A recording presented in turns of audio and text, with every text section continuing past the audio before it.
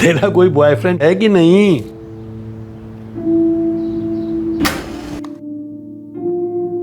अरे जो करना था, जब करना था, कर तो चुका हूं। कुछ दिन करते करते सालों गुजर गए। गेम मेरे हाथ में।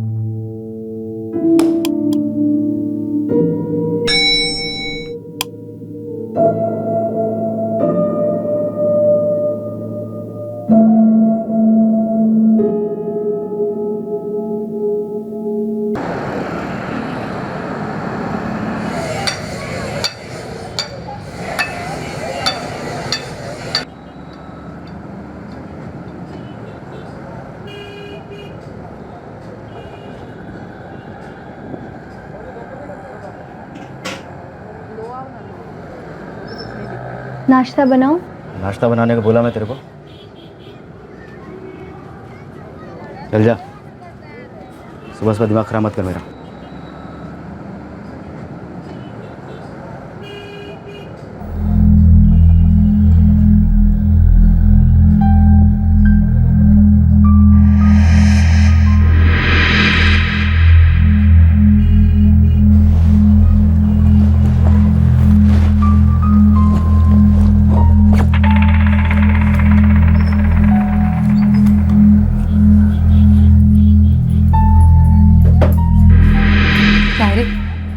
कुछ काम वाम मिला कि नहीं? वो भी शुरू हो गई ना सुबह सुबह भेजा खाने को। सुनने का शौक है क्या?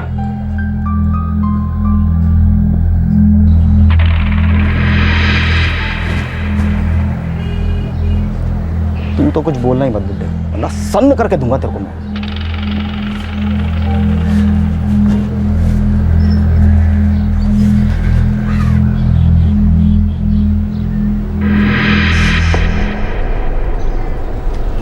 ए कह रहा हो सुबह सुबह बंठन के किधर भाई? शाम को एक पार्टी है, एनआर का तू। पार्टी शाम को है और तो हीरो बन के अभी से घूम रहा। अरे एक मस्त काम मिला है, चलता है क्या तू? माल कितना मिलेगा? एकदम सॉलिड। काय म्हणते? 5 मिनट रुक, मैं शर्ट भी पहन के आता हूँ। सुन, एक जोड़ी कपड़ा साथ में ले ले। क्यों? ले ले, बताता हूँ।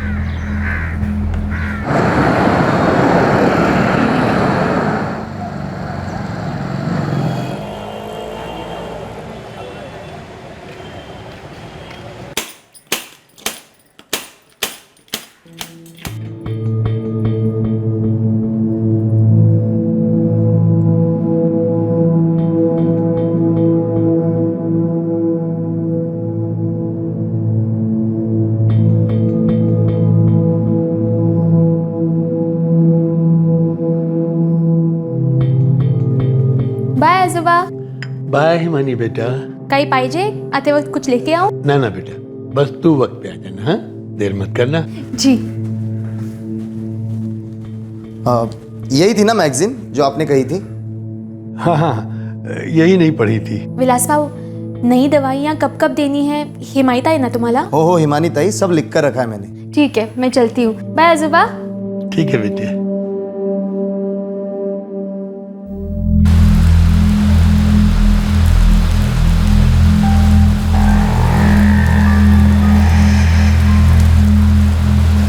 क्या काम करना है कुछ तो बता.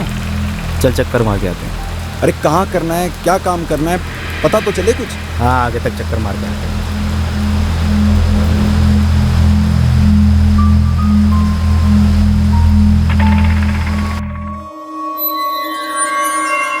क्या सविता, आज फिर से लेट करा दिया ना तूने मुझे. अच्छा सुन, आजोबा का दोपहर का खाना अभी से बना के मत रख. दोपहर को आके फ्रेश बना, समझी? नहीं होगा ताई, दोपहर को वापस नहीं आ सकती है ना. विलास है ना, गरम करके खिला देगा. ठीक है.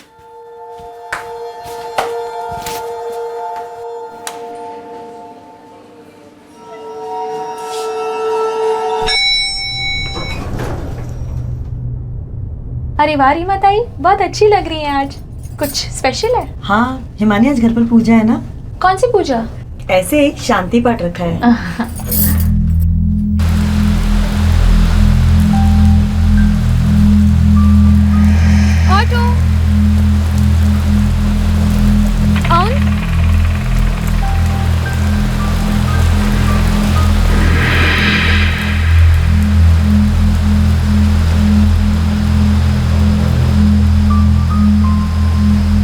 अति हो रही है अब। तू बताएगा नहीं, मैं करूंगा नहीं। और ये एक जोड़ी कपड़ा लेने क्या को बोला तूने? अरे रुक ना, थोड़ा सिग्नल तो मिलने दे।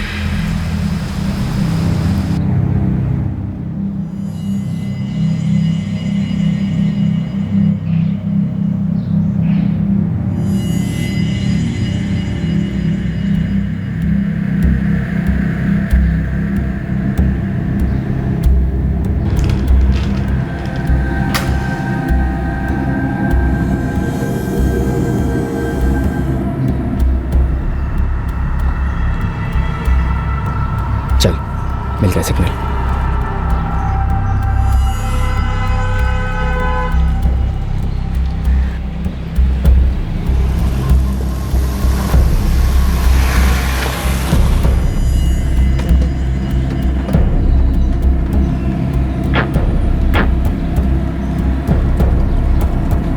अरे आ गए वो लोग।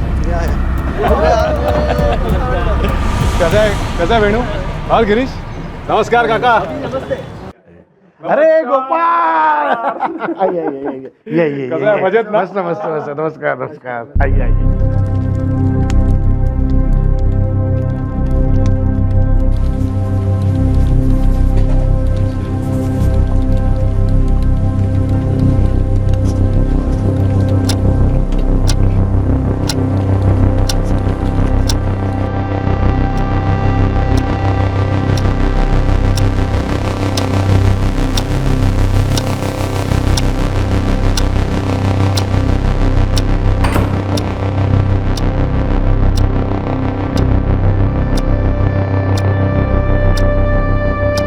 शरण्ये त्र्यंबके गौरी नारायणी नमस्तुते। ओम भौमाय नमः स्वाहा, ओम शुक्राय नमः स्वाहा, ओम ग्रामदेवताभ्यो नमः स्वाहा, ओम ब्राह्मणे नमः स्वाहा।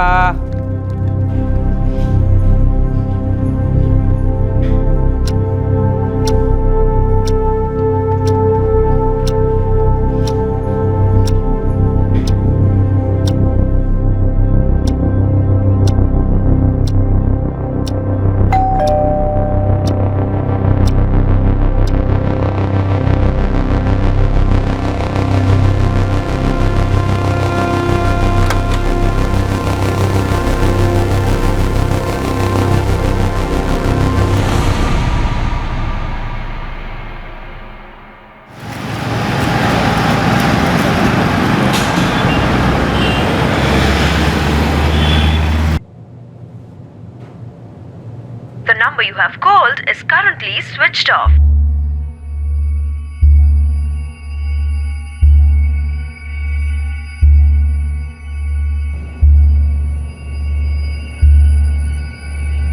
The number you have called is currently switched off.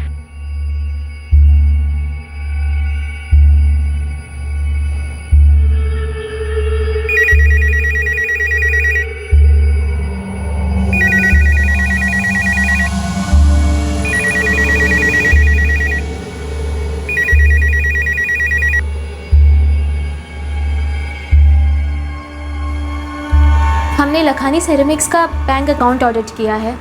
काफ़ी डिस्क्रिपेंसीज हैं, कई सारी एंट्रीज बैंक अकाउंट में टैली नहीं हो रही है। आप एक बार चेक कर लीजिए।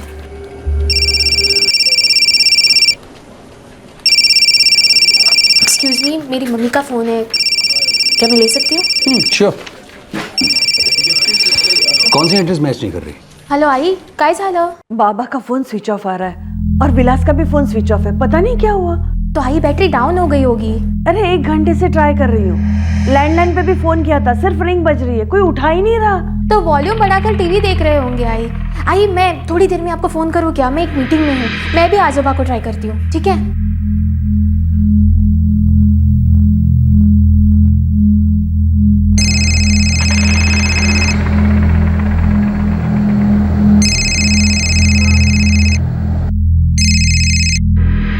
हाँ हिमानी दई। सविता किधर है तू? बी विंग में शर्मा जी के यहाँ। सुन ना, मेरे घर पे एक राउंड मार के आ। काय को? कोई फोन नहीं उठा रहा है, लैंडलाइन भी नहीं। जाके एक बार देख के आना। अच्छा ठीक है, मैं 10 मिनट में जाती हूँ, यहाँ का काम भी लगभग खत्म होने आया, फोन करती है मैं। हाँ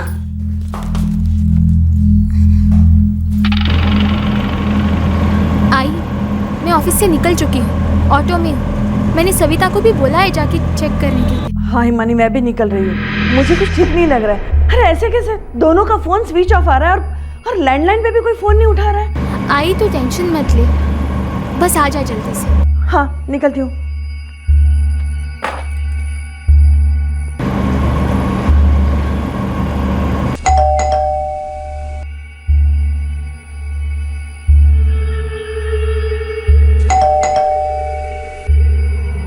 ताई मैंने घर की बेल बजाई लेकिन कोई दरवाजा ही नहीं खोल रहा है। अरे ऐसे कैसे कोई दरवाजा नहीं खुल रहा है? तूने बाहर से आवाज लगाई, नॉक किया क्या दरवाजे पे? हाँ ताई, 6-7 बार बेल बजाई मैंने। तूने बराबर से देखा क्या? दरवाजा बाहर से बंद है या अंदर से? अंदर से बंद है। ये पुजारी वॉचमैन को भी पूछा मैंने, तो वो बोला कि विलास भी नीचे नहीं आया और साहब भी नीचे नहीं आए। ठीक है, मैं 10 मिनट में पहुंच रही हूँ। भैया जरा जल्दी चलाइए प्लीज।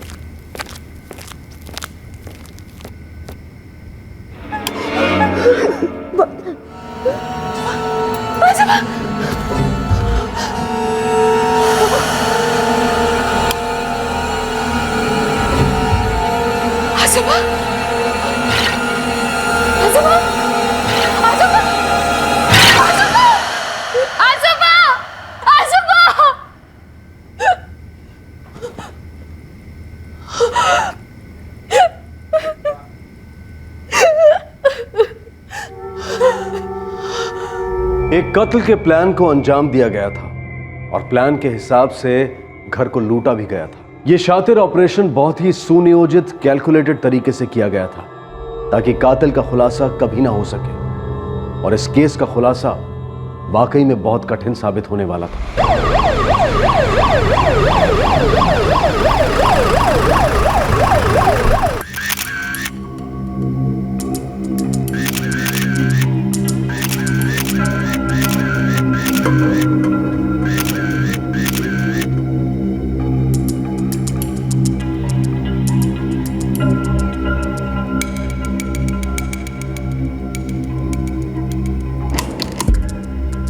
विलास मेरे आजोबा का अटेंडेंट था, उनकी देखभाल करता था। मेघराज जी आपके पिता हैं? जी नहीं, वो मेरे ससुर थे। आपके हस्बैंड कहाँ हैं? उनकी डेथ हो चुकी। 1 साल पहले पापा को हार्ट अटैक आया था, नहीं बचे। आपकी फैमिली में कौन कौन है? मेरे बाबा के बड़े भाई मयंक कुलकर्णी पनवेल में रहते हैं, वो यहाँ के लिए निकल चुके। आप में से कोई बता सकता है कि लॉकर में क्या क्या था? जी कुछ खास नहीं, बस कुछ पेपर्स और 20,000 कैश। ज्वेलरी वगैरह? जी नहीं, वो आजोबा बैंक के लॉकर में रखते थे। आपके दादाजी का और विलास का मोबाइल फ़ोन हमें नहीं मिला है। पता नहीं, आजोबा अपना मोबाइल फ़ोन अपने पास ही रखते थे। मैं और आई कब से उन्हें फ़ोन करने की कोशिश कर रहे थे, लेकिन फ़ोन स्विच ऑफ आ रहा था, लैंडलाइन भी कोई नहीं उठा रहा था। सर, दरवाजे पे तोड़कर आने की कोई भी निशानी नहीं है। No forced entry. अच्छा, आपके घर की चाबी किस किस के पास रहती है? 2 सेट से, एक मेरे पास रहती है और एक सेट घर में। विलास कभी कुछ बाहर लेने गया तो यूज करता था। मेघराज साहब महीनों में एक आध बार कभी आते हैं नीचे। और विलास? विलास भाव कभी कभी नीचे आते हैं आसपास की दुकान से कुछ लेने। आ जाया था? बास तो नहीं देखा साहब।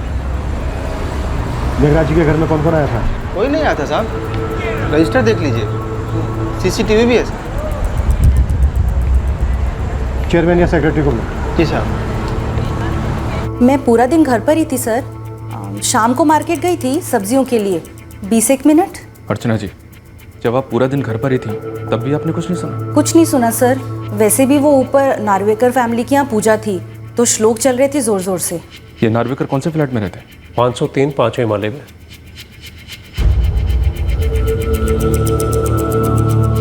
हाँ हिमानी, मैंने लोनावाला क्रॉस कर लिया है। 45 मिनट्स में पहुंच जाऊंगा। मैं और आई पुलिस स्टेशन जा रहे हैं मयंक काका। यहाँ घर पे उनकी पूरी टीम है, चेकिंग चल रही है। ठीक है, तो मैं सीधा पुलिस स्टेशन पहुंचता हूँ। आई, मैं विलास के घर वालों को भी बता दूं।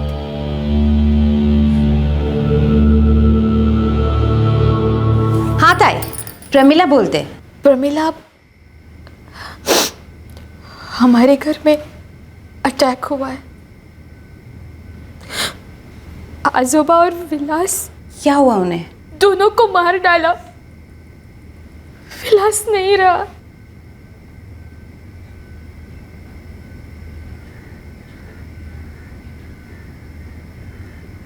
प्रमिला, हेलो प्रमिला, प्रमिला।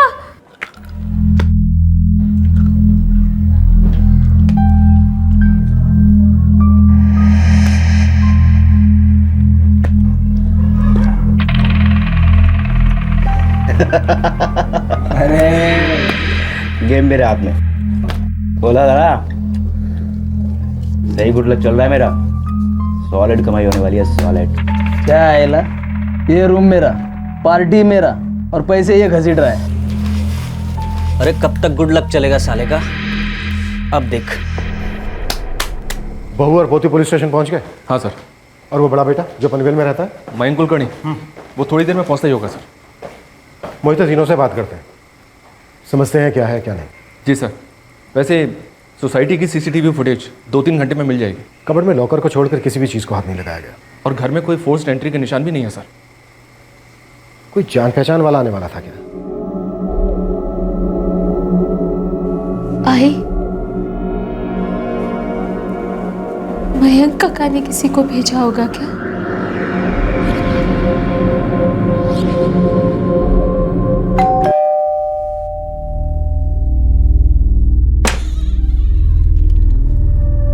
नमस्ते सर। नमस्ते।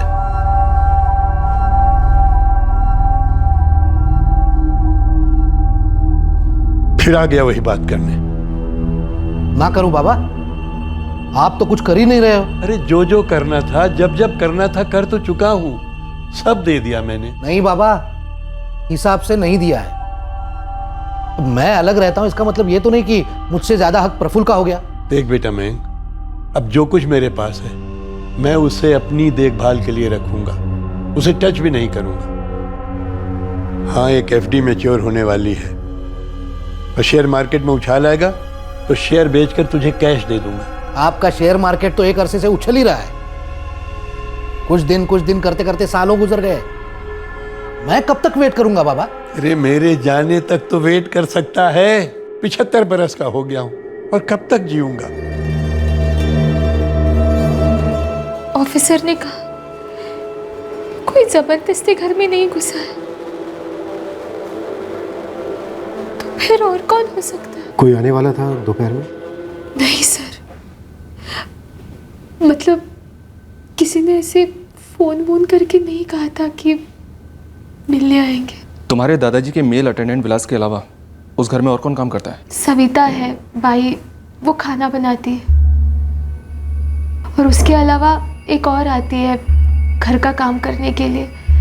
निर्मला नाम है उसका। दोनों की टाइमिंग्स? सविता 7:30 के आसपास आती है सुबह और 9 बजे तक अपना काम ख़त्म कर देती है। उसके बाद निर्मला आती है। मुझे सविता और निर्मला दोनों के नंबर चाहिए। आप यहाँ नहीं रहती? जी नहीं, मैं डेक्कन रोड पे रहती हूँ। पर आपकी बेटी यहीं रहती थी मेघराज जी के साथ। सर, जैसे कि मैंने कहा, मेरे पापा प्रफुल्ल कुलकर्णी पिछले साल अचानक चल बसे। वही आजोबा का ख्याल रखते थे, इसलिए पापा के जाने के बाद मैं वहाँ रहने लगी आजोबा की देखभाल करने के लिए। पिछले साल तक जब तक तुम्हारे फादर जिंदा थे वो मेघराज जी के साथ ही रहते थे? हाँ, हफ्ते में 5 दिन तो रहते थे और 2 दिन हमारे घर, हमारे डेक्कन रोड वाले घर। तुम्हारे दादाजी बुजुर्ग थे, अकेले थे, तो वो आप लोगों के साथ डेक्कन रोड वाले घर में क्यों नहीं रहते थे? सर, उन्हें अपने घर में रहना अच्छा लगता था। आजोबा और आजी पहले सोलापुर में रहते थे। 3 साल पहले आजी की डेथ हो गई, तो आजोबा ने सोलापुर का बंगलो बेचकर यहाँ पुणे में घर ले लिया। हम तो पहले से यहाँ थे, डेक्कन रोड पे हमारे घर में। तुम्हारे फादर के बड़े भाई, तुम्हारे काका मयंक कुलकर्णी पनवेल में रहते हैं। जी सर। कहाँ है मेरे बाबा? उनकी बॉडी कहाँ है? पोस्टमार्टम में। आप मयंक कुलकर्णी? कुछ बताएंगे भी, ये सब कैसे हुआ? मुझे मेरे बाबा को देखना है। एक डबल मर्डर केस। कुछ जाहिर संदिग्ध थे, उनके जाहिर मकसद थे, लेकिन संदिग्ध और मकसद को जोड़ने वाली सड़क पर अतीत के कदमों को ट्रैक करना होता है, जो आखिरकार जुर्म और मुजरिम दोनों पर रोशनी डालते हैं। किसी भी तहकीकात में कभी कभी मकसद गुमराह करते हैं, फिर वो भले कितने ही ऑब्वियस क्यों न नजर आ रहे हों।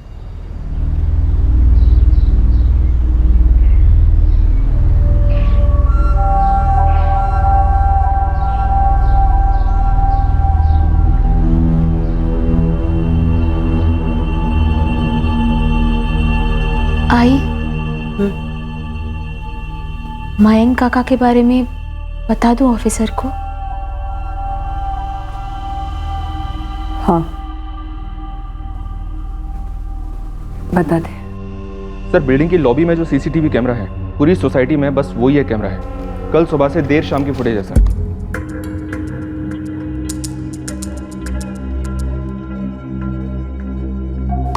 ये रीमा नार्वेकर है सर, फ्लैट नंबर 503 में रहती है, जिसके यहाँ पूजा थी।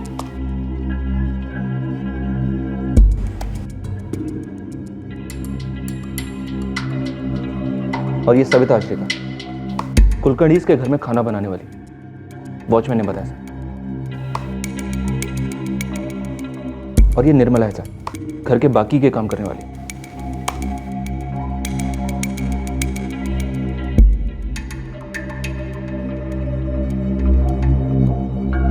सर, उस दिन ये सारा ग्रुप पूजा के लिए आया था नार्वेकर फैमिली के यहाँ, फ्लैट नंबर 503 में, मेघराज कुलकर्णी के फ्लैट के 1 फ्लोर ऊपर।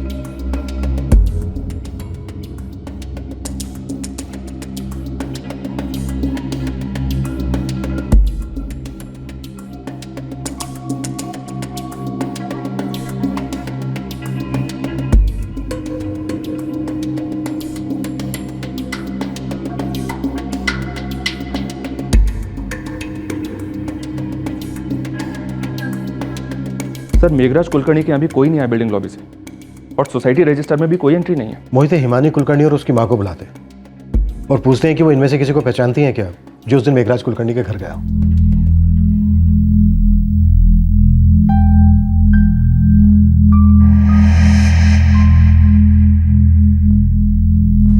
सर, हम इनमें से किसी को नहीं पहचानते। ये वो सारे लोग हैं जो उस दिन आपकी बिल्डिंग में आए थे। लेकिन हम इनमें से किसी को नहीं जानते, सिर्फ रीमा को जानते हैं क्योंकि वो हमारे ऊपर वाले फ्लैट में रहती है, और कुछ बिल्डिंग में रहने वाले लोग।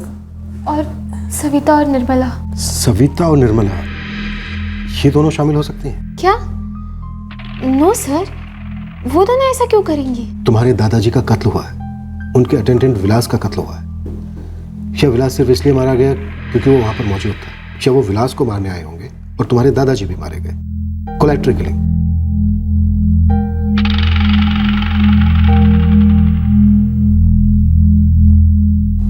क्या बात है हिमानी, कुछ कहना चाहती हो? सर, मेरे मयंक काका मेरे आजोबा की जान खा रहे थे पैसों के लिए। कौन से पैसे? सर, जैसे कि मैंने आपको बताया, वो सोलापुर का बंगलो बेच के जो पैसे मिले थे, वो पैसे। मैं किसी और के पैसे मांगने नहीं जाता था। वो जायदाद पुश्तैनी नहीं थी। बेचने के बाद उसके 3 बराबर के हिस्से हुए थे। एक हिस्सा मेरे छोटे भाई प्रफुल्ल को गया था, दूसरा हिस्सा मेरे बाबा का, और तीसरा हिस्सा मेरा था जो मेरे बाबा मुझे दे नहीं रहे थे। मैं अपने पैसे मांगने जाता था सर। जो दे नहीं रहे थे? कुछ दिए थे, लेकिन काफी सारा बाकी था। जो बाकी थे वो नहीं दे रहे थे?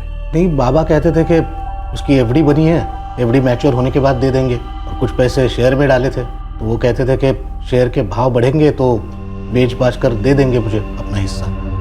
लेकिन ऐसा हो नहीं रहा था सर। मोटे तौर पर आपके बाबा आपको पैसे नहीं दे रहे थे। आप कहना क्या चाहते हैं? आप अपने बाबा से पैसे मांगने पूरे झुंड के साथ आते थे? पूरी झुंड? जब आप अपने बाबा से पैसे मांगने आते थे, अकेले आते थे? कुछ लोगों के साथ नहीं आते थे? 2-4 दोस्त आते थे मेरे साथ। झुंड कैसे हुआ? लेकिन कभी आपने हिमानी को इन्फॉर्म नहीं किया कि आप अपने 2-4 दोस्तों के साथ उसके दादा से मिलने आ रहे हैं, और आप हमेशा हिमानी के ऑफिस जाने के बाद ही आते थे। तो आप कहना क्या चाहते हैं? सब उस दिन सुबह के बाद दोबारा वापस वहाँ गई ही नहीं मैं। दरअसल मैं किसी भी दिन सुबह के बाद वापस जाती ही नहीं हूँ साहब। दूसरे घर के भी काम होते हैं ना। उस सोसाइटी में तुम कितने घरों में काम करते हो सर? 4 घर में साहब। उस दिन भी मैं मेघराज साहब के घर से निकली और 3 घर में काम पूरा किया। फिर शाम को हिमानी ताई का फ़ोन आया कि जाके घर पे देख ले क्या बात है, कोई फ़ोन नहीं उठा रहा है। तो तब मैं शाम को वहाँ गई थी साहब। सर, अपने बाबा से मिलने के लिए मैं अपनी भतीजी की परमिशन क्यों लूँ? आप अपने बाबा से मिल रहे एक ख्याल रखने वाले बेटे की हैसियत से नहीं, बल्कि पैसे मांगने वाले लेनदार की हैसियत से मिलना चाहते थे, वो भी 2-4 दोस्तों के साथ। सर, हर एक की अपनी अपनी जिंदगी होती है, मजबूरी होती है। मेरा छोटा भाई प्रफुल्ल, ये हिमानी का बाबा, वो यहीं पुणे में रहता था, इसलिए वो बाबा का हालचाल पूछने, उनकी मदद करने जा पाता था। अब मैं दूर रहता हूँ, इसमें मेरी गलती है क्या? तो वैसे भी आप पूछना क्या चाहते हैं? साफ साफ पूछिए ना। क्या आपने अपने बाबा का कत्ल किया पैसों के लिए? क्या करवाया? उनके अटेंडेंट विलास का भी? मुझे लग ही रहा था कि आप लोग ऐसा स्टूपिड सा शक मुझ पर कर रहे हैं। लेकिन एक बात बताइए सर, अपने बाबा को मार कर या मरवा कर मुझे पैसे कैसे मिलते? आप उनके बेटे हो, और इस वक्त इकलौते जीवित बेटे। कुदरती तौर पर मेरे बाबा चंद दिनों के ही मेहमान थे। उनके देहांत के बाद उनकी सारी संपत्ति मुझे वैसे ही मिल जाती। मैं ये मर्डर वर्डर का क्यों सोचता, वो भी अपने बूढ़े बाबा का? और कुछ नहीं। बॉडी कब मिलेगी? जल्दी। कितनी जल्दी? बहुत जल्दी। किसने मारा मेरे पति को? कौन थे वो लोग? संगाना मैडम। अभी तो कुछ पता नहीं चल पाया प्रमिला।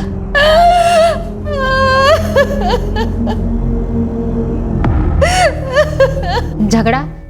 कैसा झगड़ा साहब? बूढ़े मालिक मेघराज के साथ या उसके सहायक विलास के साथ? साहब, किसी से भी पूछो, मैंने हमेशा काम से काम रखा है, कभी किसी के साथ कोई झगड़ा नहीं हुआ है। उन दोनों को किसने मारा निर्मला? मैं तो उस दिन काम करके चली गई थी, सुबह आके देखा तो पता चला कि ऐसे ऐसे करके हुआ है। साहब, किसी को भी पूछो।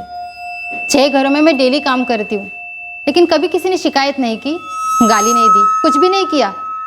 पर मुझे कैसे पता कि साहब और विलास को किसने मारा? दोनों की मौत के बीच मुश्किल से मिनटों का फर्क रहा होगा। मौत की टाइमिंग डॉक्टर? करीबन दोपहर 12 से 1 के बीच। डाइनिंग टेबल पर खाना लगा हुआ था, अनटच्ड। इस बात की पूरी पॉसिबिलिटी है कि हत्यारे 2 या 2 से ज्यादा थे।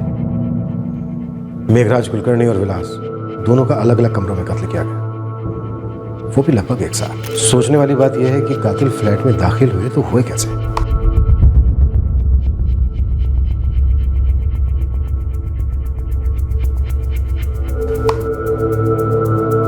11:30 बजे से लेकर 2 बजे के बीच कोई बिल्डिंग में एंटर ही नहीं हुआ, सिवाय कुछ बिल्डिंग रेजिडेंट्स के।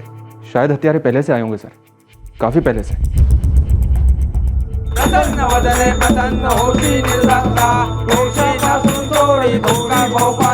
मतलब कोई सिंगल कातिल 2 या 3 या फिर उससे भी ज्यादा ना तो बिल्डिंग में आए और ना ही बिल्डिंग से बाहर गए। जी सर। मोहिते, शायद कातिल अभी भी बिल्डिंग में ही है।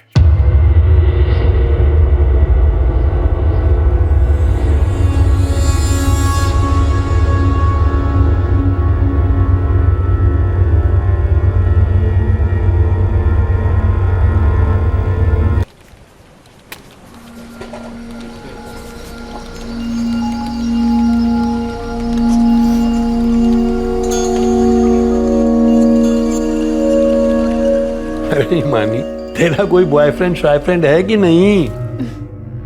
आप जैसा कोई मिला नहीं आजोबा। चल झूठी कहीं की, तू एकदम जिद्दी है, बिल्कुल अपनी दादी की तरह। उन्हीं का खून है ना? वो तो मैं हूँ।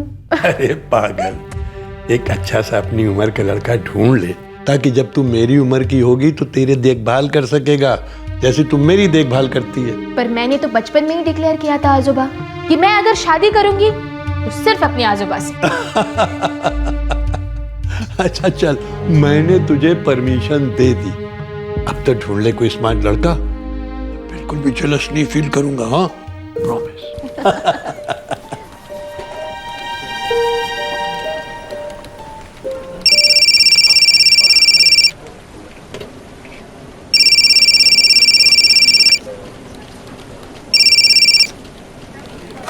हेलो। तुम्हारे दादाजी और ऊपर के फ्लैट में जो नार्वेकर फैमिली रहती है, उनके बीच कोई अनबन, किसी तरह का कोई झगड़ा था? नार्वेकर फैमिली? उस दिन जिनके घर में पूजा थी, जिस दिन मर्डर हुए। सर, हर 3 महीने में एक बार हमारे घर कोई ना कोई पूजा होती है। एग्जैक्टली आप जानना क्या चाहते हैं? एग्जैक्टली काफी कुछ जानना है हमें, इसलिए फोन पर बात करने के बजाय आप हमारे क्राइम ब्रांच ऑफिस आ जाइए। सर, मैं सब समझ रहा हूँ, लेकिन एक बात कह देता हूँ, मेघराज कुलकर्णी और विलास के मर्डर केस में मेरा या मेरी फैमिली का दूर दूर तक कोई कनेक्शन नहीं। हम भी तो नहीं कह रहे हैं कि कोई कनेक्शन है, हम तो बस आपसे चंद सवाल पूछना चाहते हैं ताकि हमारी गलतफहमी दूर हो जाए, इसलिए आ जाइए।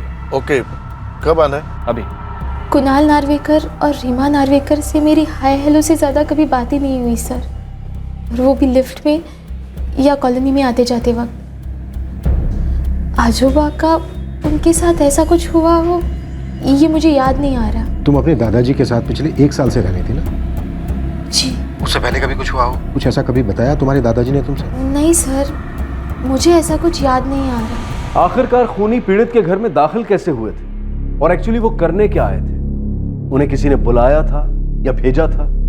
मकसद क्या था उनका? ये केस पुलिस को अचरज में डाल चुका था क्योंकि कोई स्पष्ट मकसद नहीं दिखाई दे रहा था और इसी वजह से मुजरिमों की चाल साफ तौर पर नजर नहीं आ रही थी। लेकिन इस जुर्म के होने के पहले कुछ हरकतें हो चुकी थीं जो लौटकर इस केस को सुलझाने वाली थी।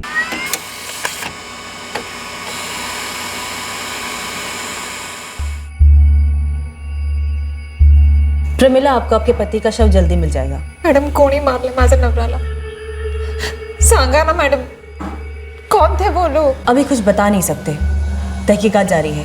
अभी ये पता नहीं चल पा रहा है कि इस कांड में असली निशाना आपके पति थे या उनके सेठ। आप बताइए प्रमिला, आपके पति को कौन मारना चाहता था? मुझे इस वक्त कुछ याद नहीं आ रहा है।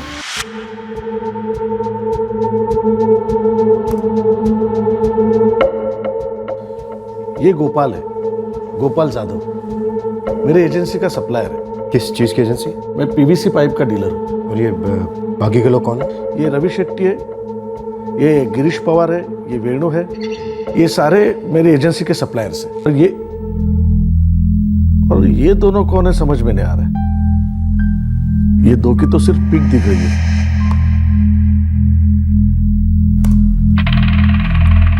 ये दोनों पहले भी पूजा में आए हैं? ये रवि और गिरीश है जो बात कर रहे हैं, और ये दो। और सर, आप ये सब क्यों कर रहे हैं? आपके घर के ठीक 1 फ्लोर नीचे जो 2 मर्डर हुए हैं, हमें लगता है कि घर में कोई जबरदस्ती नहीं घुसा, बल्कि घर के अंदर गया और अंदर से उसके लिए दरवाजा खोला गया। तो हम ये जानना चाहते हैं कि कौन है वो शख्स जो घर के अंदर गया और कैसे गया? आप मुझे क्यों पूछ रहे हैं? हमें लगता है उस दिन पूजा में जो आपके घर लोग आए थे, उन्हीं में से किसी ने मर्डर किया। क्या? आपके घर की पूजा को आड़ बनाकर कोई मेघराज कुलकर्णी के घर गया। कैसे sir?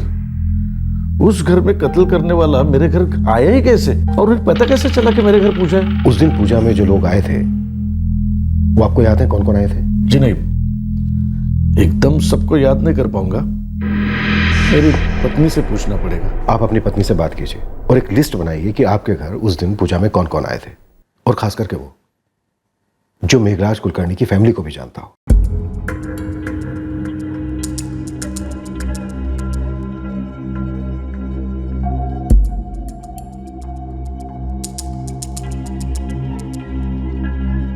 The number you have called is currently not reachable. Speed up cab services में आपका स्वागत है। सर, इस नंबर से 2 दिन पहले हमने एक कैब बुक की थी। मुझे पता लगाना है 2 दिन पहले ये कैब किसने बुक की थी, पिकअप कहाँ से था और डेस्टिनेशन क्या था।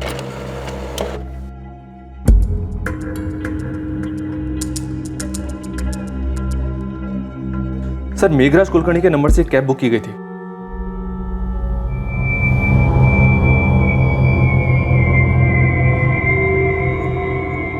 हेलो, हाँ मैडम, एक कैब बुक करानी है मेरे को। सर, कैब बुक की गई 2:25 पर और पिकअप टाइम दिया गया 3:20। 55 मिनट का कैब। इस कैब ड्राइवर महेश राज ने अपने मोबाइल नंबर 44453789 से मेघराज कुलकर्णी के फोन पर 3 बार कॉल किया सर। एक 2:45 पर, दूसरा 2:55 और तीसरा 3:05। और बुकिंग करने वाला था निखिल चौहान। जी हाँ सर। सर, हो सकता है ये निखिल चौहान और शायद उसके साथीदार 3:20 तक वही इंतजार करते फ्लैट में। 3:20 तक नहीं, 3:15 तक, क्योंकि पूजा खत्म होने के बाद 3:15 बजे नार्वेकर के घर से लोग बाहर आए। निखिल चौहान और उसका साथीदार पूजा खत्म होने का इंतजार कर रहे थे। वो भीड़ में शामिल हुए ताकि सीसीटीवी कैमरा में अलग से ना दिखे। इस वक्त हमारे पास एक ठोस लीड है, निखिल चौहान। और कैब ड्राइवर महेश राज। एक बात तो पक्की है मोहित, उस दिन मेघराज कुलकर्णी के घर पर कम से कम एक कत्ल करने की प्लानिंग तो की गई, या फिर खुद मेघराज कुलकर्णी। सिवाय लॉकर के घर में किसी भी चीज को नहीं छुआ गया, किसी भी चीज को डिस्टर्ब नहीं किया गया। लॉकर वाली कबर्ड में भी कुछ और नहीं ढूंढा गया, उसका सिर्फ लॉकर लूटा गया। शायद हत्यारे पूरे घर से अच्छी तरह से वाकिफ थे सर। वैसे कॉम्बिनेशन तो और सारे हो सकते हैं इस केस के, पर मुझे लगता है कि असली टारगेट मेघराज कुलकर्णी था और लॉकर को लूटना महज एक दिखावा है सर। असली मकसद तो कत्ल करना था। अपोजिट भी उतना ही मुमकिन है मोहित। हो सकता है असली टारगेट विलास भोसले था। मेघराज कुलकर्णी सिर्फ इसलिए मारा गया क्योंकि उस वक्त वो वहां पर मौजूद था, और लॉकर गुमराह करने के लिए लूटा गया। सर, इस केस की एक और थ्योरी हो सकती है। ये विलास भोसले उस एक या दोनों के साथ मिलकर मेघराज कुलकर्णी को मारकर घर लूटना चाहता था। उसने उन दोनों को अंदर लिया, उन लोगों ने मेघराज को मारा और लूट के दौरान कुछ ऐसा हुआ होगा कि उन लोगों ने विलास को भी मार दिया। मोहित, लॉकर में सिर्फ 20,000 रुपए थे। अब इतनी छोटी सी रकम के लिए इतनी बड़ी प्लानिंग, 2 मर्डर। मोहित, एक काम करते हैं, कैब ड्राइवर को उठाते, शायद ये हमें निखिल चौहान तक ले जाएगा। कहीं ऐसा ना हो सर, ये निखिल चौहान नाम ही झूठा हो। जो आदमी विक्टिम के घर में बैठकर उसी के मोबाइल फोन से कैब बुक करने की डेयरिंग कर सकता है, मुझे नहीं लगता वो झूठा नाम यूज करेगा। हो सकता है उसका असली नाम निखिल चौहान है।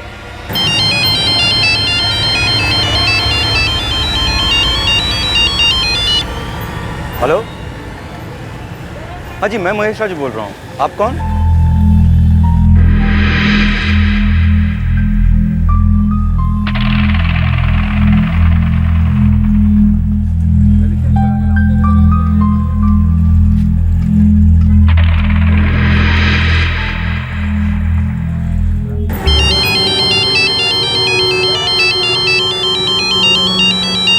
हेलो, हाँ जी, मैं महेश राज बोल रहा हूँ। महेश राज तेरा असली नाम है? हाँ सर।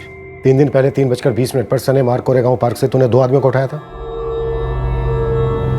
हाँ सर, हिंजेवाड़ी की पार्टी थी।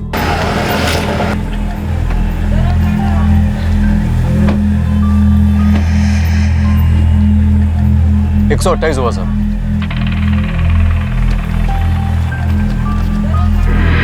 जिन 2 लोगों को तूने ड्रॉप किया वो दोनों हमारे सस्पेक्ट्स हैं, एक डबल मर्डर केस में। ये दोनों दिखते कैसे थे महेश राज? बोलिए, बता उनका। वो मेरा ध्यान तो गाड़ी चलाने में था, वो उन दोनों को तो ठीक से देखा तक नहीं मैंने साहब। उन दोनों के बीच कोई बात हुई थी? कुछ भी याद है कुछ? नहीं साहब। महेश, तूने 3 बार उसको कॉल किया था जिसने कैब बुक की थी। पहले 2:45 को, फिर 2:55 को और उसके बाद 3:05 को। ऐसा क्यों? वो साहब, बुकिंग में उन्होंने मुझे साने मार्ग बोला था, मगर डिटेल एड्रेस मुझे पता नहीं चल रहा था, इसलिए मैंने प्रॉपर एड्रेस जानने के लिए उनको कॉल किया था। तो उन्होंने मुझे कहा कि तू वहीं पे रुक जा। वहीं रुको, हम आ रहे हैं। साहब जल्दी आइए, देखिए हमको 15 मिनट से ज़्यादा वेट करना अलाउड नहीं है। और ऐसे ही वेटिंग चलता गया साहब। और मैंने उनको 3 बार कॉल भी किया था, तो उन्होंने मुझे कहा कि तू वहीं पे रुक जा। और इसीलिए मैं कंपनी में फ़ोन करने ही वाला था, लेकिन उसी वक्त वो लोग वहाँ पे आ गए।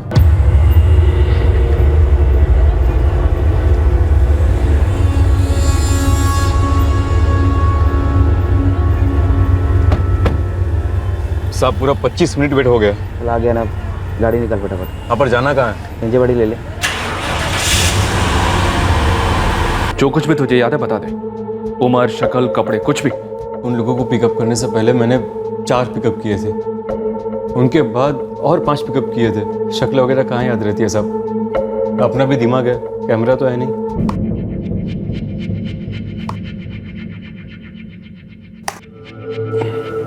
ये देख, इनमें से कोई था? इनमें से कोई नहीं था साहब। ये दो जो पीठ दिखा के खड़े हैं, ये वो है क्या?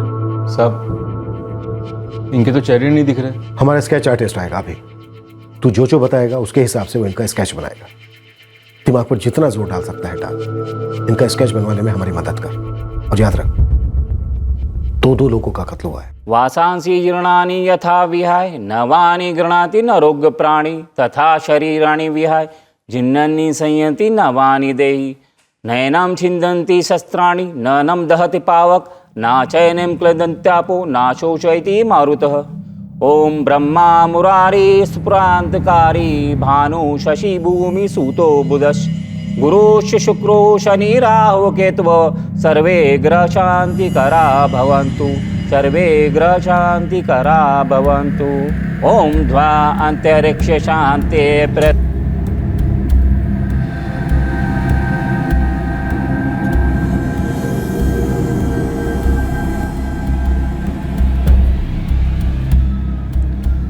रीमा, पोलीस तुला फोन करणार आहेत वो सीसीटीव्ही फुटेज में लोगों को पहचानने के लिए।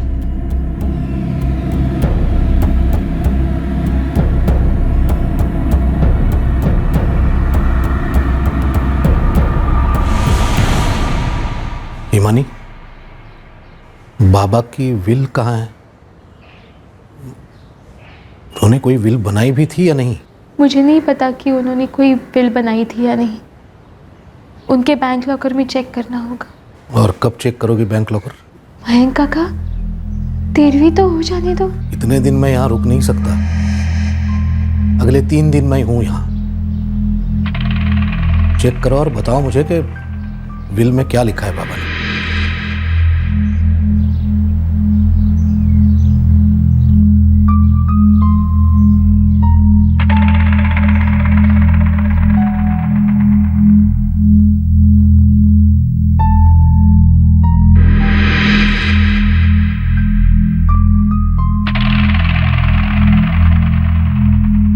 काय म्हणतात पोलीस? कह रहे कि उन्हें मालूम नहीं विलास और उसके सेठ मेघराज को किसने मारा। तेरे से कुछ बात हुई पुलिस की? कोई सवाल पूछे उन्होंने? नहीं तो मुझसे क्या पूछेंगे? नहीं, वो ऐसे ही।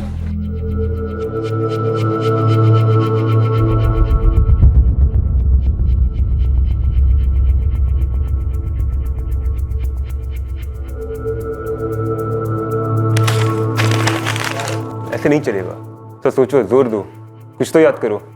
साहब मैंने उनको ठीक से देखा ही नहीं, तो क्या ठीक से बताऊं और क्या दिमाग पे जोर डालूं? सर, मयंक कुलकर्णी के कॉल रिकॉर्ड्स में शक करने जैसा कुछ नहीं है।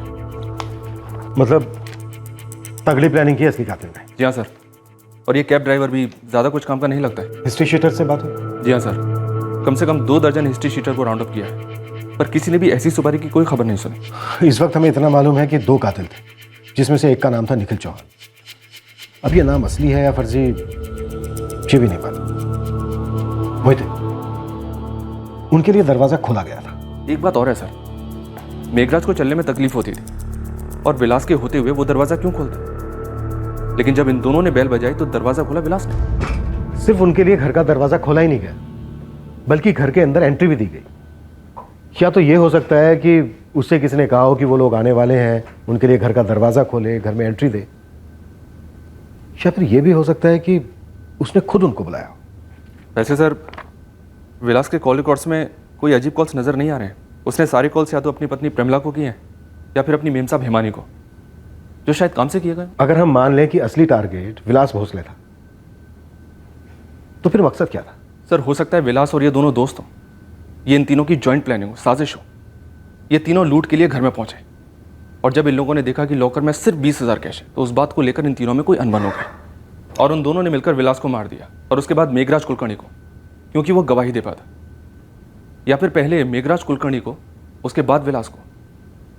या फिर सर, ये पैसे का मामला है ही नहीं, कोई अफेयर शफेयर का मामला? उसकी पत्नी प्रेमिला सर, उससे बात करते हैं। जरूर करते हैं।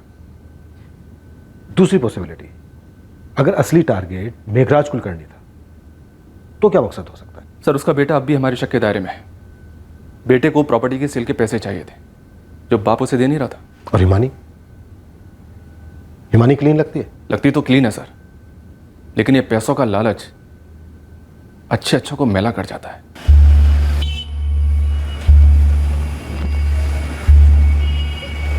ऑटो।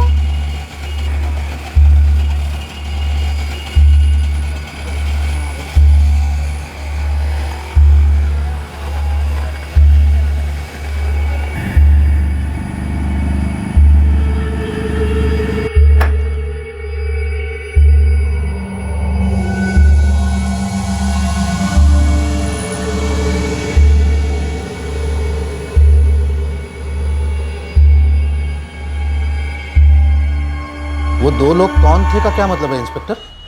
मतलब क्या कहना क्या चाहते हैं आप? मैं ये कहना चाहता हूं, वो दो लोग आपके दोस्त जो आपके साथ आते थे जब आप अपने पिता से मिलने आते थे, कौन है? बस मेरे दोस्त हैं इंस्पेक्टर। उनका उस वक्त काम होता था तो मेरे साथ पुणे आते थे और साथ में लौट जाते थे। मुझे आपके उन दोनों दोस्तों से मिलना है मैम जी। सॉरी इंस्पेक्टर, 1 महीने से ज्यादा का फुटेज रखना मतलब हमें कई हार्ड डिस्क खरीदनी पड़ेगी, इसलिए हम कुछ दिनों से ज्यादा का फुटेज रखते ही नहीं।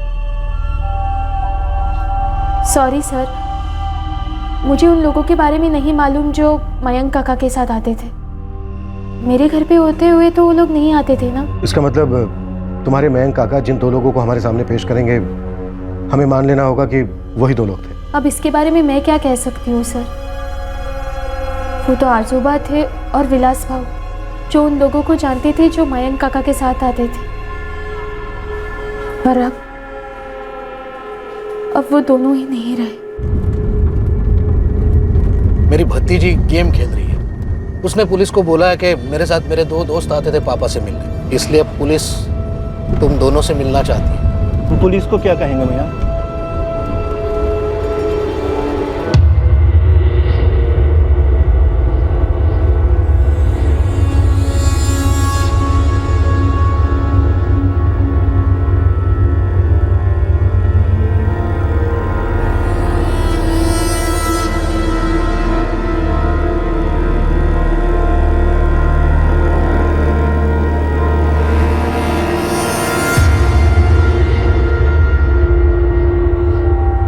आप जरा डिटेल में बताएंगे, आप जानना क्या चाह रही हैं? हिमानी कुलकर्णी के बारे में मुझे सारी इन्फॉर्मेशन चाहिए, पर्सनल प्रोफेशनल सब कुछ।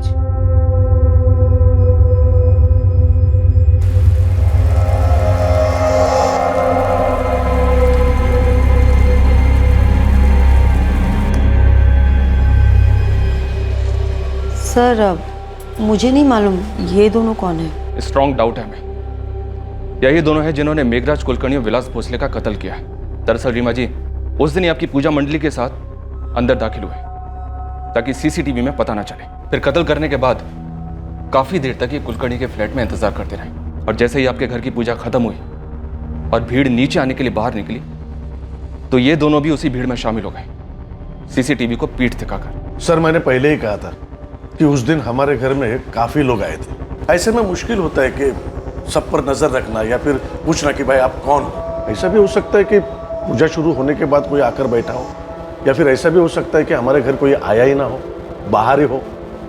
सिर्फ लॉबी से अंदर आने के लिए या बाहर जाने के लिए हमारे घर आई भीड़ का इस्तेमाल किया हो। अच्छा रीमा जी, उस दिन आपने किसी ऐसे को देखा जो आपकी पहचान का नहीं था?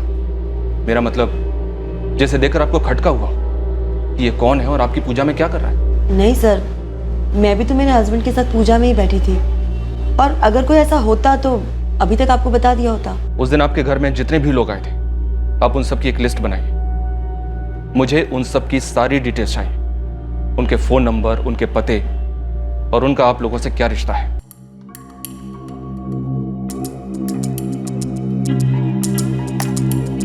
सर, ये रवि है, ये वेणु है, ये गिरीश है और ये राजीव है। लेकिन ये दोनों कौन है मैं नहीं जानता। ये हमारे साथ नहीं थे। जी नहीं साहब, मुझे भी मालूम नहीं ये दोनों कौन है। नहीं सर, सर इनके चेहरे तक तो दिख नहीं रहे, तो पहचानने का तो सवाल ही कहाँ से आता है। पर एक बात है सर। क्या? सर वो दूसरा वीडियो देखिए जहां हम सब पूजा के बाद बाहर आ रहे हैं। सर एक बात नजर में आई, सर वो देखिए, सर इन दोनों के कपड़े बदले हुए हैं, लेकिन मुझे डाउट है ये वही दो लोग हैं जो अंदर आते समय थे।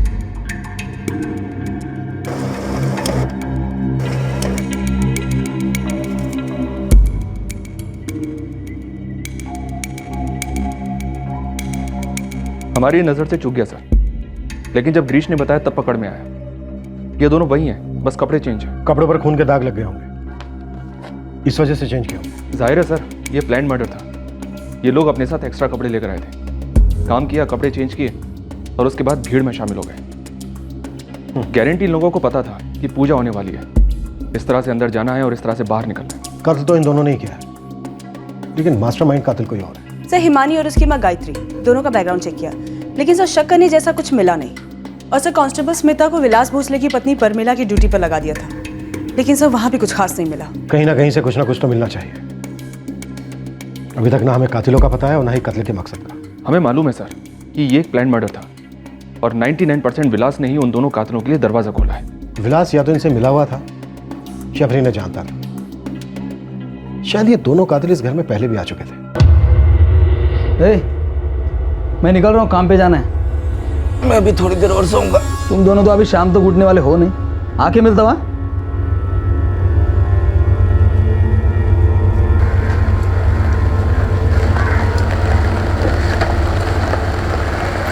वो दो हत्यारे जो उस दोपहर मेघराज कुलकर्णी के फ्लैट में दाखिल हुए, डबल मर्डर करके फरार हुए, वो दोनों पुलिस की पहुंच और नजरों से बहुत दूर थे। उन्होंने एक प्लान को अंजाम दिया था और अभी तक उनका पलड़ा भारी था। वो दोनों पुलिस की रडार में तो थे, लेकिन पुलिस को उन तक पहुंचने में बहुत देर लगने वाली थी। लेकिन अब इन दोनों की मोडस ऑपरेंडी, जुर्म के लिए अपनाया गया तरीका पुलिस के सामने लगभग आ ही चुका था। ऑटो कौन?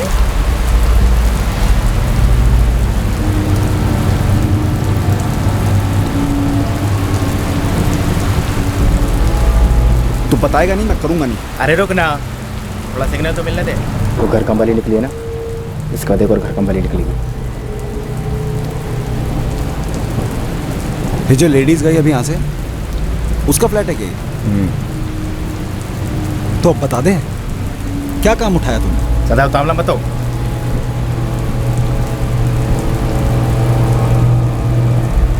वो देख, एक और कम वाली आ गई।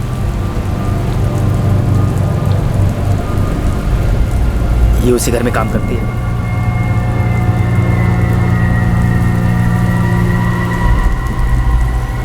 अब आधे घंटे में एक और भाई आएगी, घर कम वाली।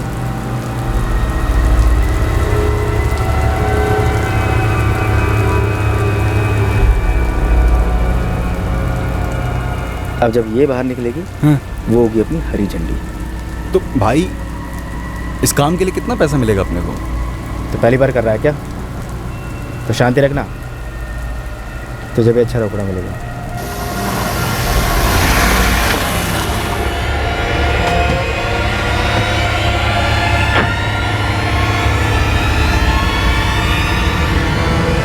हम जल तो वो लोग आ गए। यार वेणु, कैसा है वेणु? और गिरीश काय काका काय म्हणताय? चला वहिनी, या चला। रास्ता क्लियर है, हम लोगों को इन लोगों के पीछे चलते रहने का। जैसे ही वो लोग लोगी में पहुंचे, टर्न मारने, समझा गया?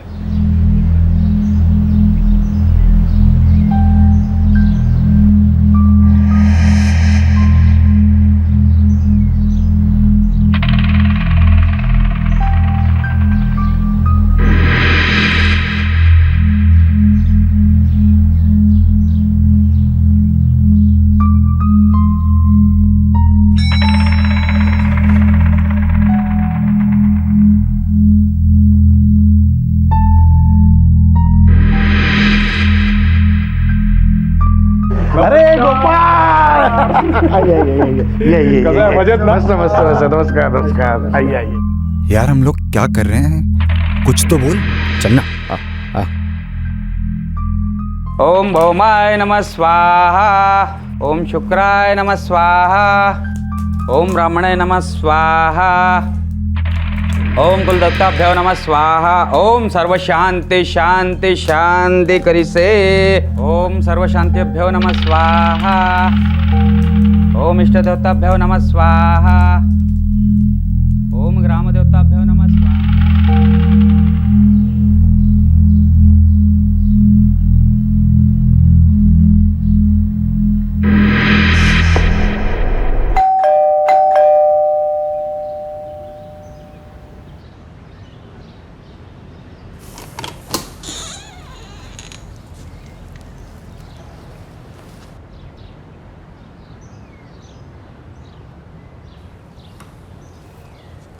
अभी तो सोए है सेठ। तो रुकते हैं थोड़ी देर, पानी तो पिला दो। ठीक है बैठो।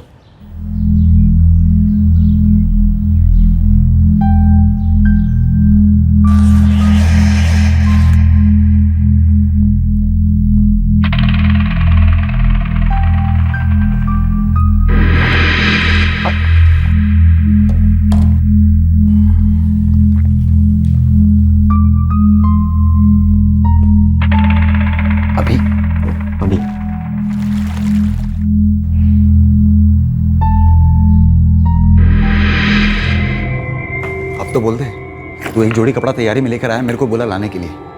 इधर आकर 2-2 गेम बजाए हमने। क्या सिर्फ 20,000 रुपए के लिए?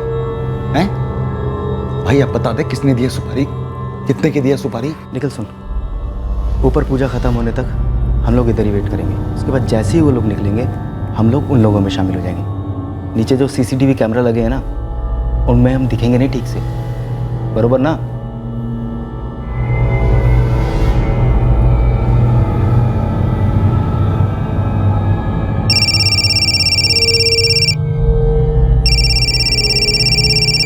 क्या बोलेगा वो, उसको बोल रुकने को, हम लोग आ रहे हैं। चलो तो यार तुम लोग सिर्फ पूजा के टाइम में आते हो, कभी ऐसे भी आया करो। कुणाल भाऊ, हम तो पूजा के बहाने कभी कभी आ भी जाते हैं आपके यहाँ पर, आप तो वो भी नहीं आते।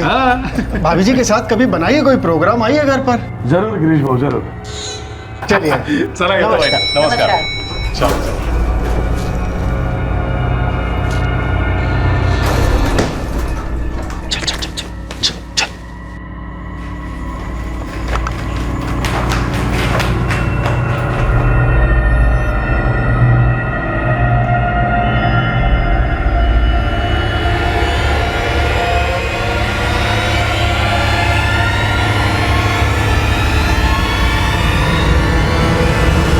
दोनों हत्यारों में से एक ऐसा था जिसे मालूम नहीं था कि उसे हत्या में शामिल होना है और क्यों हो रही है हत्या।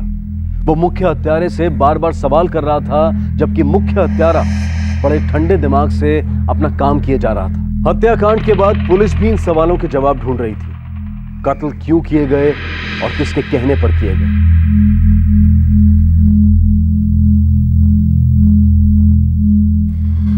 नहीं सर, हम इनमें से किसी को नहीं पहचानते। लेकिन वो थे तो पहचान वाले। उन्हें घर के अंदर लिया गया, एंट्री दी गई और उस वक्त घर में 2 ही लोग थे, तुम्हारे दादा और विलास। अब तुम्हारे दादा ने तो दरवाजा खोला नहीं होगा। नहीं सर, आजोबा बीमार रहते थे, वो दरवाजे तक तो नहीं आ पाते। तो जाहिर सी बात है दरवाजा विलास ने खोला। वो तुम्हारे दादाजी की पहचान के थे या फिर विलास की, जिसके चलते वो घर के अंदर आए। अब हिमानी, हमें यह जानना है कि ऐसा कौन हो सकता है जिसके लिए इतने आराम से विलास दरवाजा खोल देता। दिन भर ऑफिस में रहती हूँ, हफ्ते में 6 दिन। मेरे पीठ पीछे क्या होता है, कौन आता है कौन जाता है, फ्रैंकली मुझे नहीं मालूम। विलास को काम पर कैसे रखा गया था? वो एक एजेंसी के थ्रू आया था। एजेंसी से तुम्हारे दादाजी ने कांटेक्ट किया? जी सर, 1 साल से वो आजोबा के साथ काम करता था। कभी कभी उसकी बीवी भी आती थी, प्रमिला, वो भी घर का थोड़ा बहुत काम कर लेती थी। तुम्हारे दादाजी काफी पैसा छोड़कर गए। जी, क्या बात है सर? हिमानी, क्या ऐसा है कि तुमने हमें वो नहीं बताया है जो इस वक्त हमें पता होना चाहिए। मैं आपके इशारे समझ रही हूँ सर, पर ट्रस्ट मी, मुझे जो जो मालूम था, शक था, मैं आपको सब कुछ बता चुकी हूँ। तुमने हमें जो अपने काका मयंक कुलकर्णी के बारे में बताया, वहां पर हमें कुछ दाल में काला नहीं दिखा। वहां नहीं दिखा तो आप यहाँ ढूंढ रहे हैं। सर मैं बच्ची नहीं हूँ और बेवकूफ़ भी नहीं हूँ। अच्छी तरह से जानती हूँ मेरा पीछा हो रहा है, ऑफिस में इंक्वायरीज हो रही।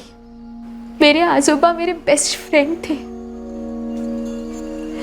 मेरी अच्छी जॉब है, मुझे उनके पैसों में कोई इंटरेस्ट नहीं है,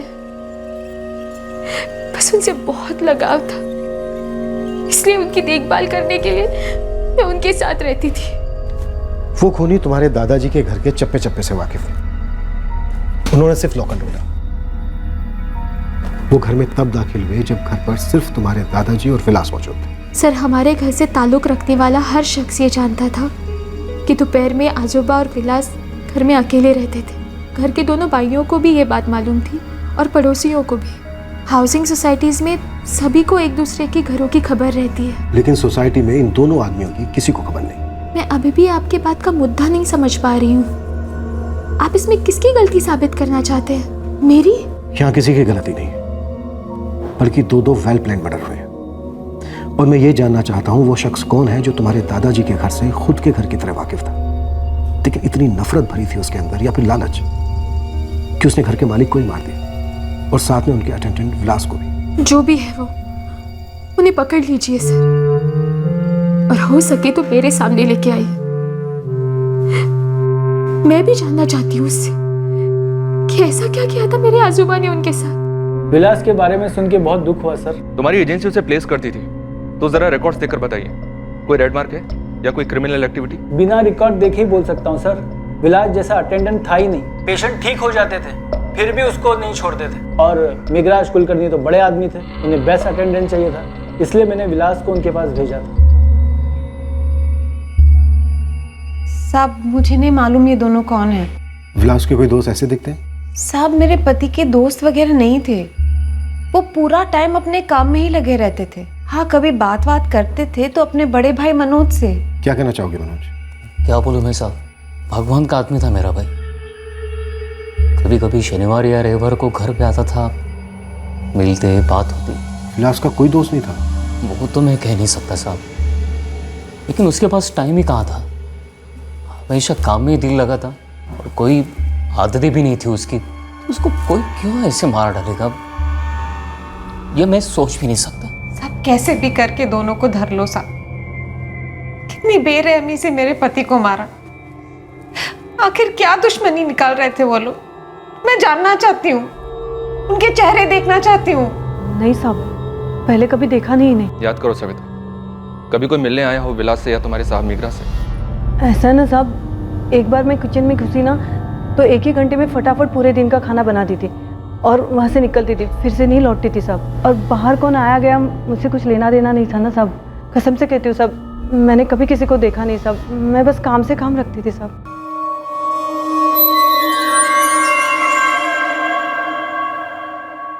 सच कहता हूँ, हमारी पूजा में ऐसा कोई नहीं दिखा जिसे हम जानते नहीं, लेकिन सीसीटीवी में जो है वो थोड़े अजीब लगते हैं, हमारे यहाँ नहीं थे। और दरअसल हम लोग पूजा के काम में बहुत बिजी भी थे। कितनी अजीब बात है ना, वॉचमैन ललित भी यही बता रहा था कि उसने भी उन दोनों को कभी नहीं देखा। पर ऐसा कैसे, मतलब कोई आता है चुपके से खून करता है, आराम से चला जाता है, किसी ने कुछ देखा नहीं सुना नहीं। हिमानी क्या सोच रही हो? कुछ नहीं, बस ऐसे।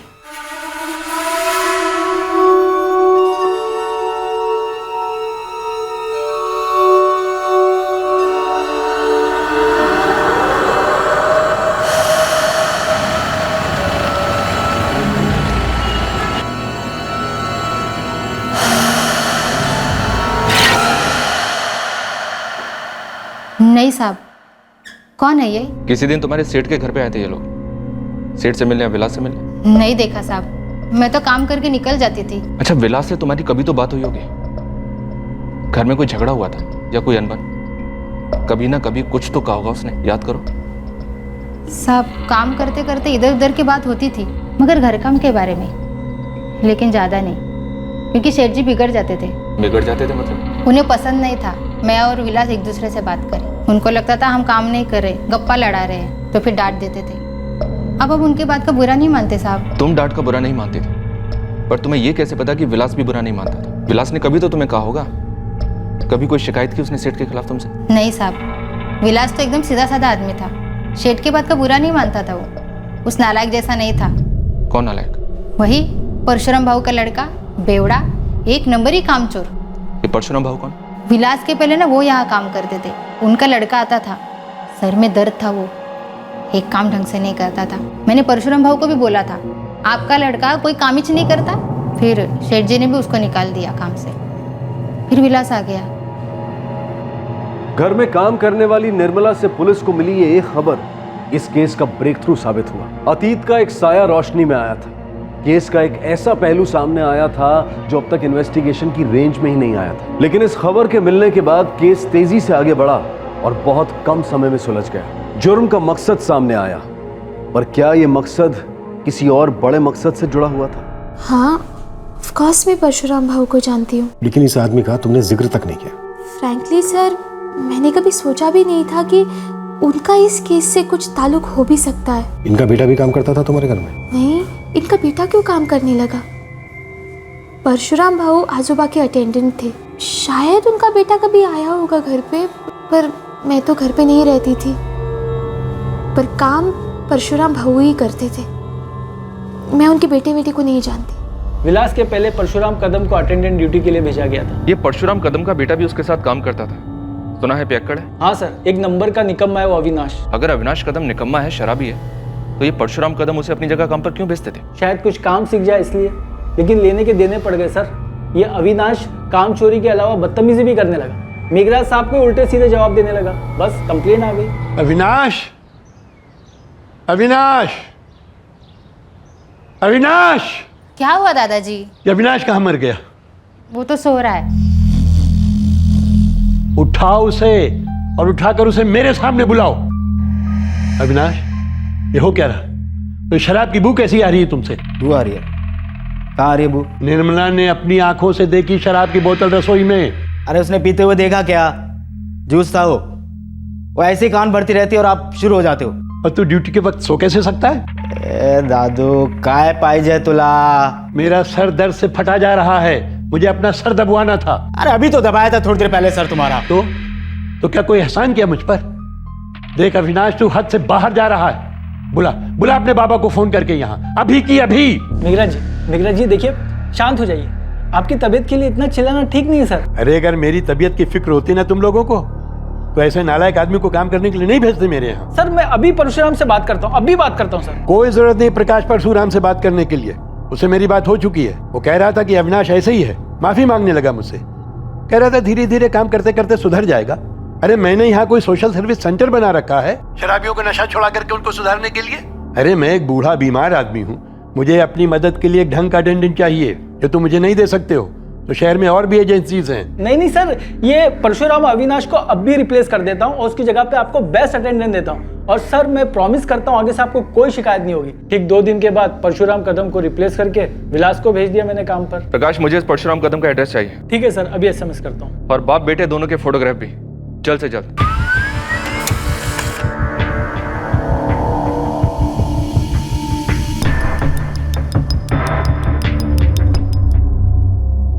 जी नहीं, मुझे ये बात पहले मालूम नहीं थी सर। ये बात तब की होगी जब मैं अपने पापा के घर में रहती थी। मुझे यहाँ आए बस 1 साल हुआ है। जब मैं आजोबा से मिलने आती थी तब परशुराम भाऊ से मिलती थी। पर ये इनका बेटा अविनाश, इसे मैंने पहले कभी नहीं देखा है। लेके आओ दोनों को।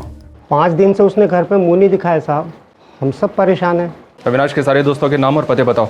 उसका तो एक ही दोस्त है साहब, दारू।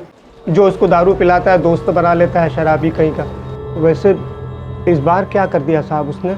मेघराज कुलकर्णी और विलास भोसले, नाम सुना ही होगा। जी बिल्कुल, मैं उनके यहाँ काम करता था। सुना है उनका मर्डर हो गया है। हाँ, और इन दोनों के मर्डर में तुम्हारा बेटा अविनाश सस्पेक्ट है। अगर तुम उसे कहीं भी छिपा रहे हो तो बता दो, ये डबल मर्डर है। ये क्या कर दिया अविनाश ने? परशुराम जल्दी पता बता उसका। अगर मुझे पता चलेगा तो आपके पास घसीट कर लाकर डाल दूंगा साहब। हमारे आदमी तुम्हारे घर पे और तुम सब पे नजर रखेंगे। बस एक बात याद रखना, उसकी मदद की तो कानून से तुम्हें कोई मदद नहीं मिलेगी।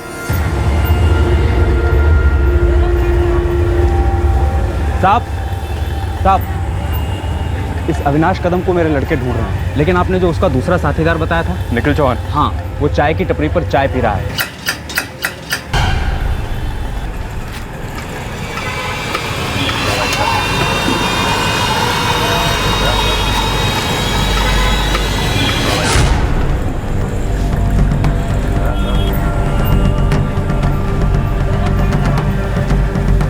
भाई ज़्यादा साहब, कैब बुक करनी है इंजीवाड़ी के लिए।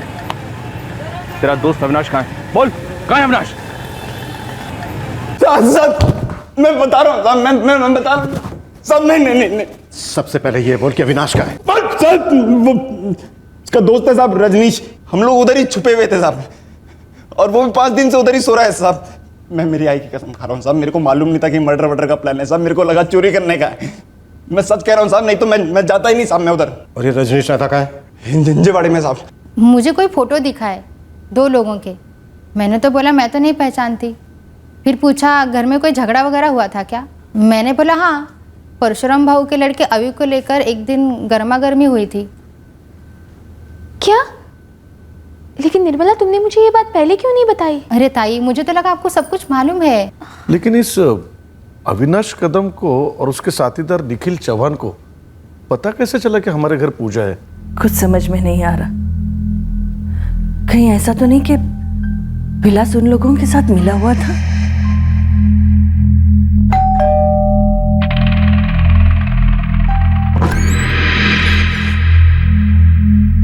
कितना पिएगा और कितना सोएगा अविनाश?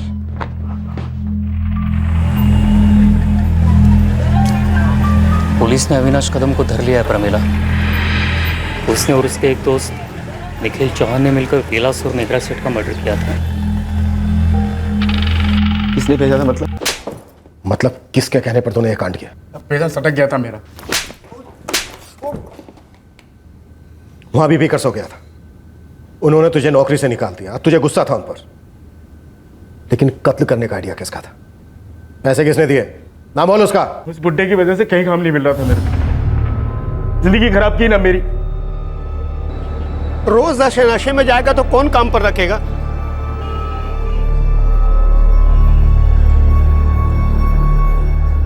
अरे मूर्खा, शर्म कर। कितने साल मैंने मेघराज सेठ की सेवा की, तेरे को काम पे लगा, सोचा कि तू काम को आगे बढ़ाएगा, और मैंने दूसरा काम पकड़ा। अब देख, न तेरे पास काम है न मेरे पास काम है। प्रकाश भाई मेरे को काम पे लेने के पहले 10 बार सोचते हैं। वो खुद बोले मेरे से, वो डरते कि कहीं तू ना टपक पड़े। आगे तो कल रात से मेरा दिमाग खराब है। चाय पीने दे अब तू। खराब कर रख दिया। कैसा हैवान है रे तू, बाप पे हाथ उठाता है। अरे मेल्या, लाज नाही वाटत तुला? बापावर हात उचलतोस? घुमा मेरा बेजा। फिर किसी ने लाख पट्टी की ना, काम मिलेगा या नहीं, नशा छोड़ेगा या नहीं, तो दांत फोड़ दूंगा थोड़े से, जिप कर दूंगा प्लेट से। अगर तूने बुड्ढा बुड्ढी की साइड ली तो तेरी एक हड्डी तोड़ दूंगा मैं। समझ लगी नहीं? समझ लगी नहीं? कहीं भी कोई काम नहीं दे रहा था मेरे को। 50 बार तो प्रकाश भाव के ऑफिस के चक्कर काटे, वो भी तू तड़क से बात करने लगा मेरे को। दूसरी एजेंसी फोन किया, वहां भी खबर पहुंच गई थी। इस बुड्ढे के कारण कहीं कोई काम नहीं दे रहा था। मेरी लाइफ खराब कर दी थी इस मेघराज कुलकर्णी।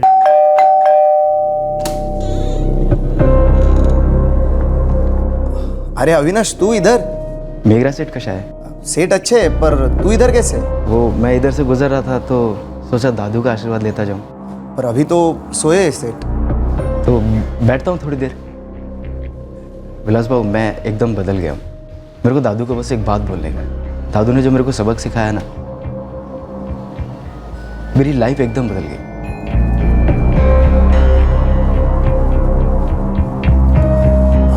मैं देखता हूँ वो उठे कि नहीं। विलास ने जब दरवाजा खोलकर अविनाश और उसके दोस्त को अंदर आने दिया, उसे ये बिल्कुल ही मालूम नहीं था कि अविनाश के इरादे क्या हैं। इसकी वजह से मेरी लाइफ में पनौती लग गई। तो मर्डर के बाद तो मेरी लाइफ में पनौती लग जाएगी ना। ऐसा कुछ नहीं होगा बे। बुड्ढे का फ़ोन ले, टैक्सी वाले को फ़ोन कर और टैक्सी बुक कर। इस विलास को भी सबक सिखाना था मेरे को। इसकी वजह से भी कई काम नहीं मिल रहा था मेरे को। तू सबक सिखाएगा? तू? हाँ, 24 घंटे नशे में रहता है, अपने माँ बाप पर हाथ उठाता है, 2 कत्ल कर चुका है, तू सबक सिखाएगा? मोहिते, दोनों का स्टेटमेंट ले लो और तगड़ी चार्जशीट फाइल करना, ताकि अदालत भी इन्हें अच्छे से सबक सिखा सके।